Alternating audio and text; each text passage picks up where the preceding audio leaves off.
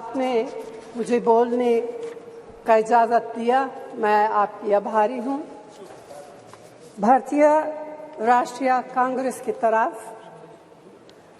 मैं नारी शक्ति बंधन अधिनियम 2023 के समर्थन में खड़ी हुई हूँ।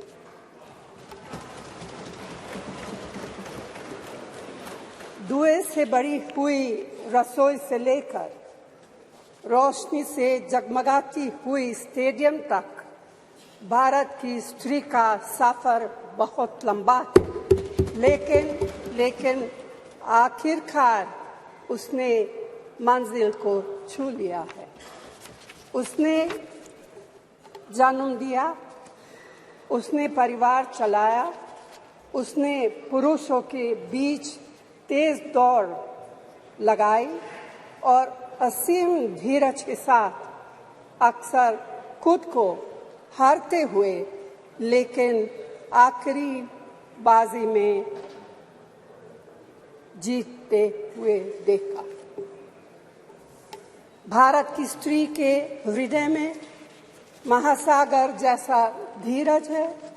उसने खुद के साथ हुई बेईमानी की शिकायत नहीं की और सिर्फ अपने फायदे के बारे में कभी नहीं सोचा।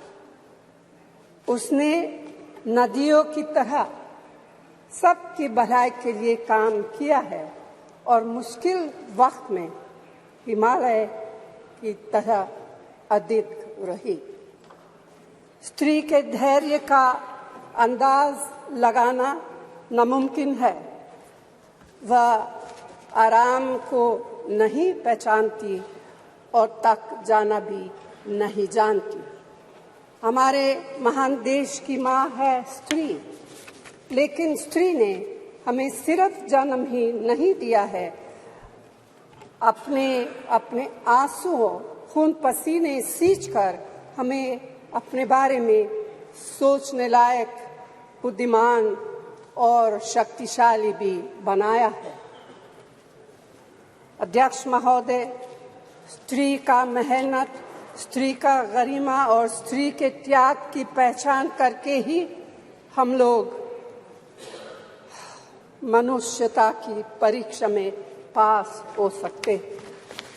आज़ादी की लड़ाई और नए भारत के निर्माण के हर मोर्चे पर स्त्री पुरुष के साथ कंधे से कंधा मिलाकर लड़ी है। वह उम्मीदों, आकांक्षाओं, तकलीफों और घर गृहस्थी के बोझ के नीचे नहीं दबी। सरोजिनी नायडू, सुचेता कृपलानी, अरुणा असफ अली, विजयलक्ष्मी पंडित, राजकुमारी अमृत कौर और उनके साथ तमाम लाखों महिलाएं से लेकर आज की तारीख तक स्त्री ने कठिन समय में हर बार महात्मा गांधी, पंडित जवाहरलाल नेहरू, सरदार पटेल, बाबा साहब अम्बेडकर और मौलाना आज़ाद के सपनों को जमीन पर उतार कर दिखाया है। इंदिरा गांधी जी का व्यक्तित्व इस सिलसिले में एक बहुत ही रोशन और जिंदा मिसाल है।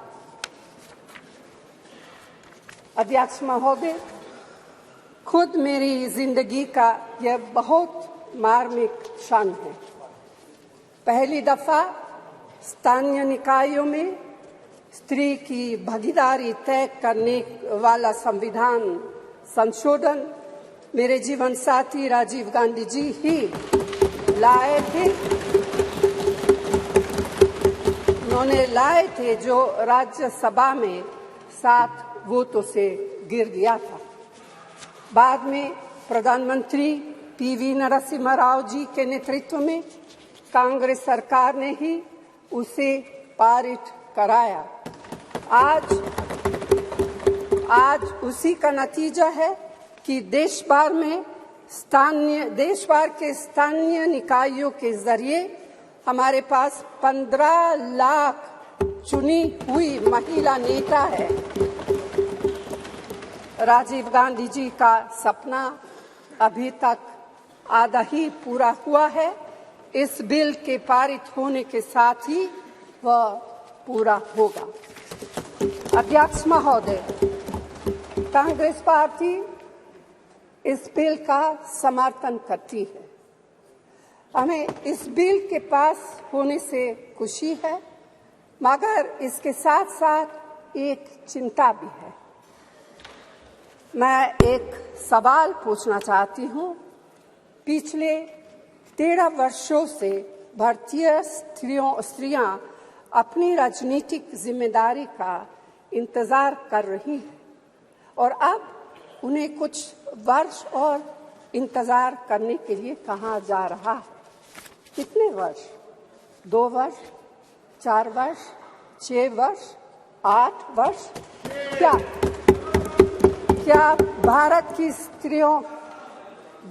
स्त्रियों के साथ बर्ताव उचित है? भारतीय राष्ट्रीय कांग्रेस की मांग है कि यह बिल फौरन अमल में लाया जाए,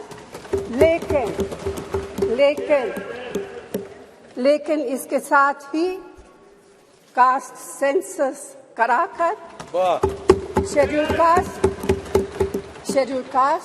शेड्यूल ट्राइब, ओबीसीज की महिलाओं के आरक्षण की व्यवस्था की गई।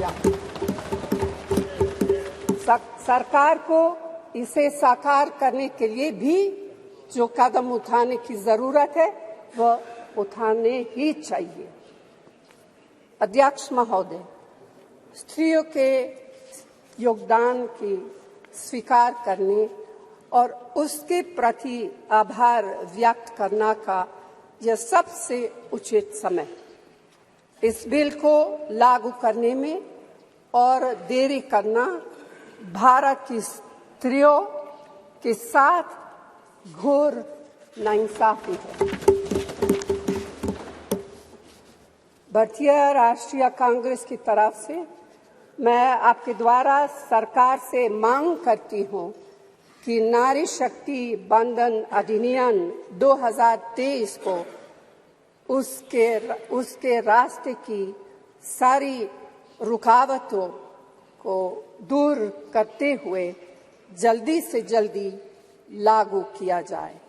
ऐसा करना न सिर्फ जरूरी है बल्कि संभव भी है। धन्यवाद।